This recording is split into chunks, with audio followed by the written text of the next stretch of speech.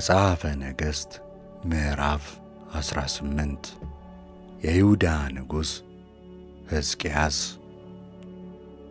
እንዲህም ሆነ፣ የእስራኤል ንጉሥ የኤላ ልጅ ሆሴዕ በነገሠ በሦስተኛው ዓመት የይሁዳ ንጉሥ አካዝ ልጅ ሕዝቅያስ ነገሠ። መንገሥ በጀመረ ጊዜም የ25 ዓመት ጎልማሳ ነበረ። በኢየሩሳሌምም 29 ዓመት ነገሠ። እናቱም የዘካርያስ ልጅ አቡ ትባል ነበር። እርሱም አባቱ ዳዊት እንዳደረገው ሁሉ በእግዚአብሔር ፊት ቅን ነገርን አደረገ። በኮረብታም ያሉትን መስገጃዎች አስወገደ፣ ሐውልቶችንም ሰባበረ፣ የማምለኪያ ዐፀዶችንም ነቃቀለ።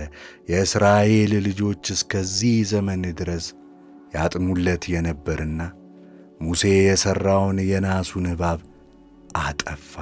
ስሙንም ነሁስታን ብሎ ጠራው። በእስራኤልም አምላክ በእግዚአብሔር ታመነ። በእርሱም በፊት ከነበሩት ከይሁዳ ነገሥታት ሁሉ እርሱን የሚመስል አልነበረም። እግዚአብሔርንም ተከተለ፣ እርሱንም ከመከተል አልራቀም። እግዚአብሔርም ለሙሴ ያዘዘውን ትእዛዛቱን ጠበቀ። በሚሠራውም ሥራ ሁሉ እግዚአብሔር ከእርሱ ጋር ነበረ። በአሦርም ንጉሥ ላይ ዐመፀ፣ አልተገዛለትምም። ፍልስጥኤማውያንንም እስከ ጋዛና እስከ ዳርቻዋ ድረስ ከዘበኞች ግንብ ጀምሮ እስከ ምሽጉ ከተማ ድረስ አጠፋ። ሕዝቅያስ በነገሠ በአራተኛው ዓመት የእስራኤል ንጉሥ የኤላ ልጅ ሆሴዕ በነገሠ በሰባተኛው ዓመት የአሦር ንጉሥ ስልምናሶር ወደ ሰማርያ ወጣ፣ ከበባትም። በሦስተኛውም ዓመት ያዛት። በሕዝቅያስ በስድስተኛው ዓመተ መንግሥት በእስራኤል ንጉሥ በሆሴዕ በዘጠነኛው ዓመት መንግሥት ሰማርያ ተያዘች። የአሦርም ንጉሥ እስራኤልን ወደ አሦር አፈለሰ። በአላሂና በአቦር በጎዛንም ወንዝ በሜዶንም አውራጃዎች አኖራቸው። የአምላካቸውንም የእግዚአብሔርን ቃል አልሰሙምና ቃል ኪዳኑንም አፍርሰዋልና የእግዚአብሔርም ባሪያ ሙሴ ያዘዘውን ሁሉ አልሰሙምና አላደረጉምና።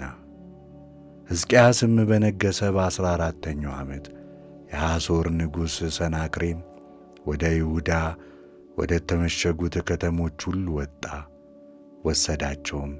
የይሁዳም ንጉሥ ሕዝቅያስ በድያለሁ፣ ከእኔ ተመለስ፣ የምትጭንብኝንም ሁሉ እሸከማለሁ ብሎ ወደ አሦር ንጉሥ ወደ ለኪሶ መልእክተኞችን ላከ። የአሦርም ንጉሥ በይሁዳ ንጉሥ በሕዝቅያስ ላይ 300 መክሊት ብርና 30 መክሊት ወርቅ ጫነበት። ሕዝቅያስም በእግዚአብሔር ቤትና በንጉሡ ቤተ መዛግብት የተገኘውን ብር ሁሉ ሰጠው። በዚያ ጊዜ ሕዝቅያስ ከእግዚአብሔር መቅደስ ደጆችና የይሁዳ ንጉሥ ሕዝቅያስ ከለበጣቸው መቃኖች ወርቁን ቈረጠ፣ ለአሦርም ንጉሥ ሰጠው። የአሦርም ንጉሥ ተርታንንና ራፌስን ራፋስቂስንም ከብዙ ሰራዊት ጋር ከለኪሶ ወደ ንጉሡ ወደ ሕዝቅያስ ወደ ኢየሩሳሌም ላካቸው። ወጥተውም ወደ ኢየሩሳሌም ደረሱ። በአጣቢውም እርሻ መንገድ ባለችው በላይኛይቱ ኮሬብ መስኖ አጠገብ ቆሙ። ሕዝቅያስንም ጠሩ።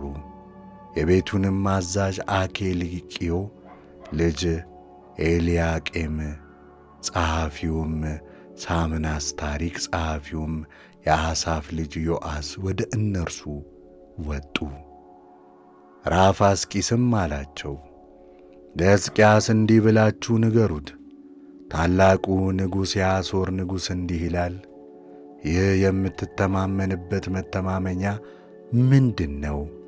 የከንፈር ቃል ለሰልፍ ምክርና ኃይል እንደሚሆን ትናገራለህ።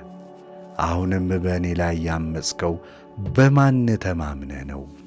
እነሆ በዚህ በተቀጠቀጠ በሸምበቆ በትር በግብፅ ትታመናለህ። ሰው ቢመረኰዝበት ተሰብሮ በእጁ ይገባል፣ ያቈስለውማል። የግብፅ ንጉሥ ፈርዖን ለሚታመኑበት ሁሉ እንዲሁ ነው።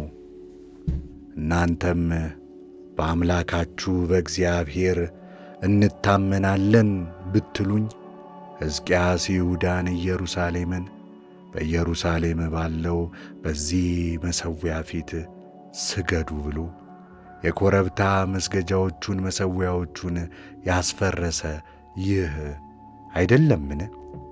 አሁንም እንግዲህ ከጌታዬ ከአሦር ንጉሥ ጋር ተወራረድ።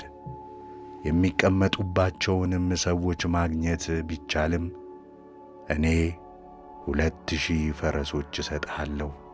ስለ ሰረገሎችና ስለ ፈረሶች በግብፅ ስትታመን ከጌታዬ አገልጋዮች የሚያንሰውን የአንዱን አለቃ ፊት ትመልስ ዘንድ እንዴት ይቻልሃል? አሁን በውኑ ያለ እግዚአብሔር ትእዛዝ ይህን ስፍራ እናጠፋ ዘንድ ወጥተናልን? እግዚአብሔር ወደዚህ አገር ወጥታችሁ አጥፏት አለን።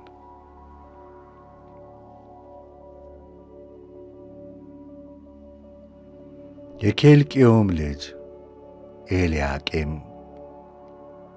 ሳምናስም፣ ዮአስም፣ ራፋስቂስም እኛ እንሰማለንና በሱርስት ቋንቋ ለአገልጋዮች ተናገር፣ በዕብራይስጥም ቋንቋ አትናገረን፣ በቅርም ላይ ያለው ሕዝብ በሚሰማው ቋንቋ ለምን ትናገራለህ አሉት።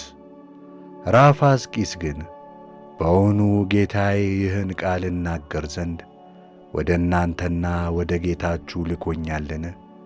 ከእናንተ ጋር ኩሳቸውን ይበሉ ዘንድ ሽንታቸውንም ይጠጡ ዘንድ በቅጥር ላይ ወደ ተቀመጡት ሰዎች አይደለምን?